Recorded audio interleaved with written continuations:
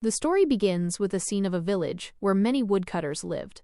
In this village there was an old man whom everyone respected and followed. The village chef prepares food for everyone and calls them to eat as soon as it is ready. However, the old man says, "I have some work to do. You all eat comfortably. I will join you after some time." When he returns after a while, he cannot believe his eyes. He sees that everyone in his village has been killed very brutally. Their heads have been separated from their bodies. He was still wondering how this happened to the people of his own village, when suddenly, a strange-looking man appears right in front of him and moves forward to kill him. But the old man immediately runs away from there. However, that giant was now after him. After a long chase, the giant catches him and very brutally places his head in a blade, killing him in such a way that his life is snatched away, resulting in his death right there. In the next scene, the present time is shown. Here, a department is shown where criminal children were trained so that they would never repeat such acts or mistakes. A sergeant and female staff were appointed for their counseling and to keep an eye on them. 5 children who had been involved in criminal activities were brought to that place, meaning they had certainly done something wrong. Among them was a girl named Phoebe. Her father was the local sheriff. The sergeant tells them all that they will go into a forest and stay there in a camp. "There, I will counsel you all and teach you good things.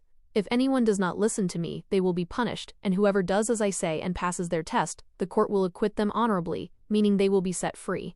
Now everyone sets off towards the forest, and the sheriff also leaves for his home.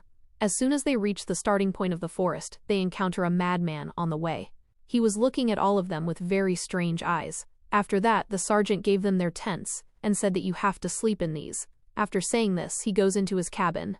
In the next scene, a deer is shown wandering in the same forest. A bear arrived there and was about to hunt it when suddenly, a very large giant comes from behind the bear, kills it, and starts eating it.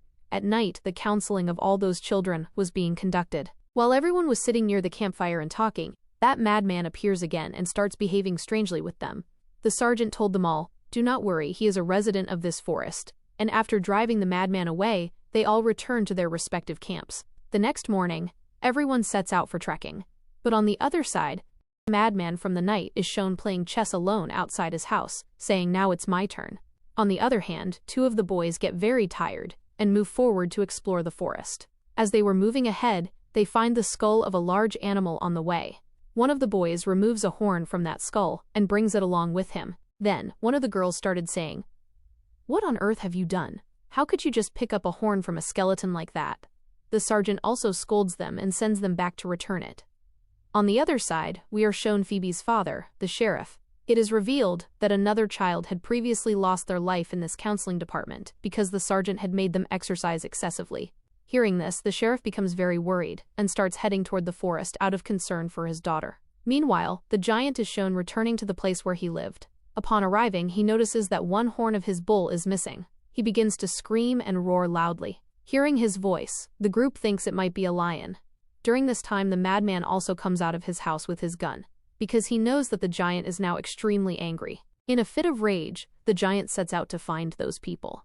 He soon spots the ones who had stolen the horn of his bull. One of the girls among the children was very busy with her mobile phone, when suddenly the giant comes and stands right behind her.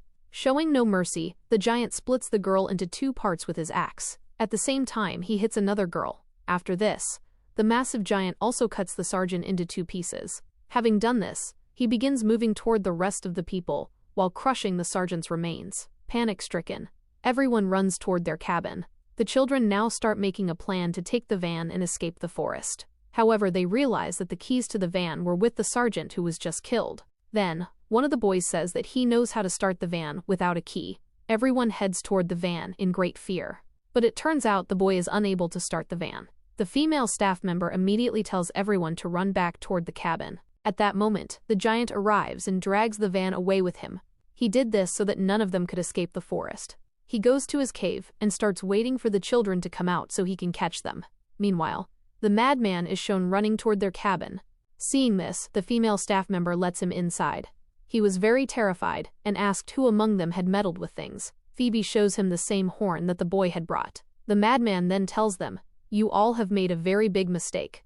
Right there, the madman begins telling them a story.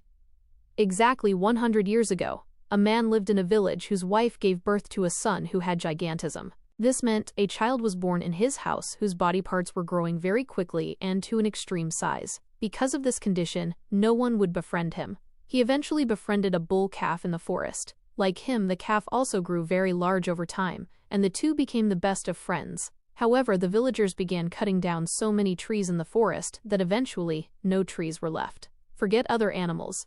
Not even a bird remained.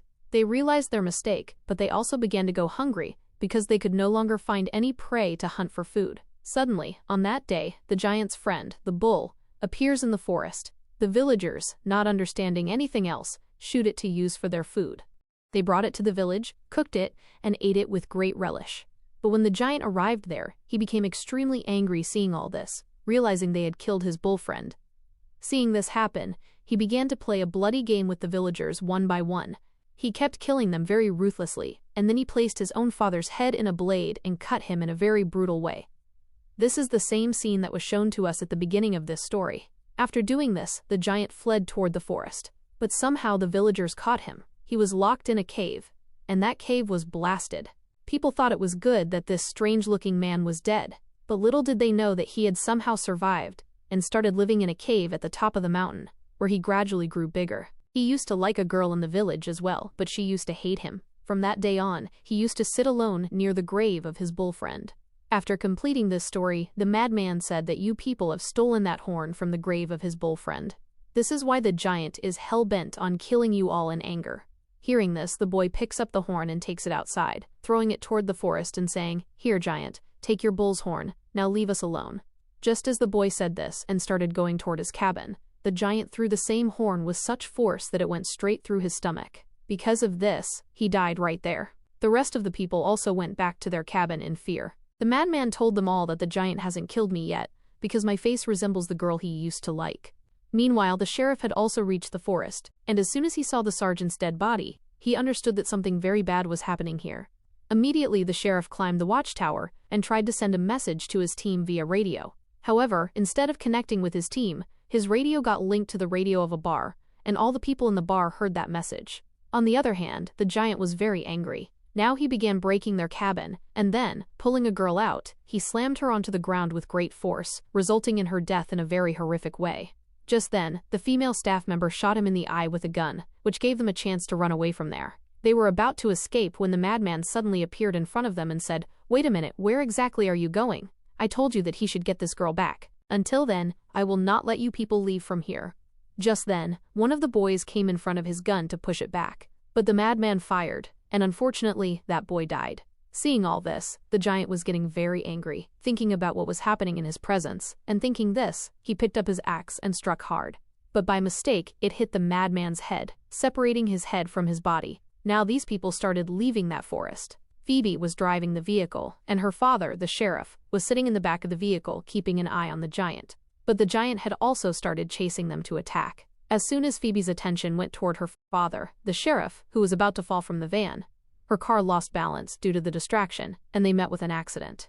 All three of them now reach a dam while running. The giant also arrives there, and at the same time, all the police officers who were listening to the radio inside the bar also reach that spot. Everyone together starts shooting at the giant, due to which he becomes severely injured and starts bleeding profusely. Finally, he falls from that bridge into the water and dies by drowning. All the people who had survived, meaning Phoebe, the female staff member, and Phoebe's father, the sheriff, were watching that monster drown from the bridge. Phoebe's father was very happy that he saved his daughter at the last moment, but at the same time, they were also upset for the others. With this, the story ends right here.